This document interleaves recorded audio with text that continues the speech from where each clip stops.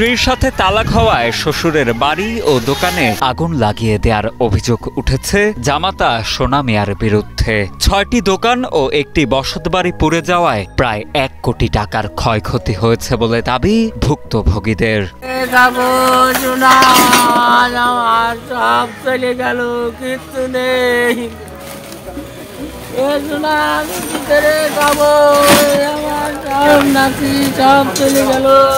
সব মিলে করলে সঠিকটা বলা যাবে না, ১ কোটির ওপরে হবে। ১৫ মে দিবাগত রাতে চুয়াডাঙ্গার জীবননগর উপজেলার কাঠপট্টি এলাকায় ঘটে এই অগ্নিকাণ্ডের ঘটনা।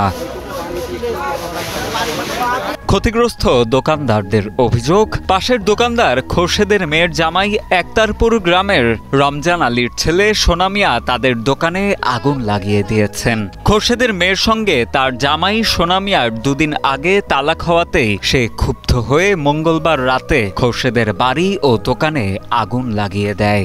বডি বেচে খাতাম, মেলা টাকার মাল দিন আদায় করেছি সব।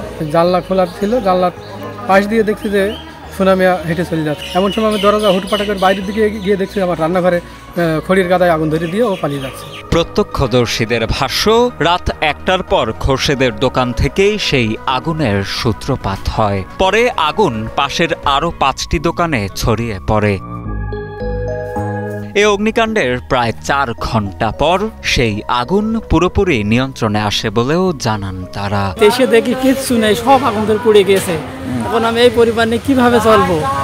আমি ধার দিনা করে আমার দুনিয়ার মাল ছিল পুড়ে সব ছাই হয়ে গিয়েছে, একটা কিচ্ছু নেই। আমার সন্দেহ করছে যে আমার পাশের ঘরে তার খোরশেদ নাম, তার জামাই আগুন ধরিয়ে দিয়েছে।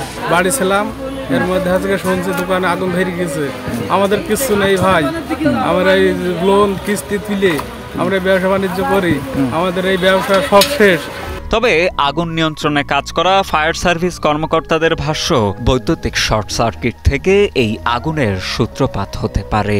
এছাড়া আগুনে প্রায় ৮ লাখ টাকার ক্ষতি হয়েছে এবং ২০ লাখ টাকার মালামাল উদ্ধার করা হয়েছে বলে জানান জীবননগর ফায়ার সার্ভিসের টিম লিডার শামসুর রহমান।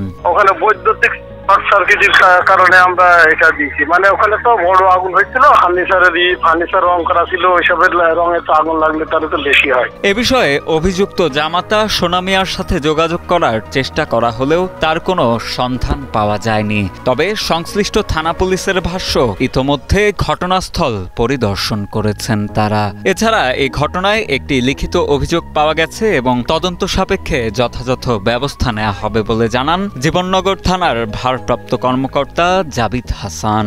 একটা অভিযোগ দিয়ে গেছে, সন্দেহ করে কেউ একজনকে, কিন্তু আমরা দেখি, তদন্ত করে দেখি।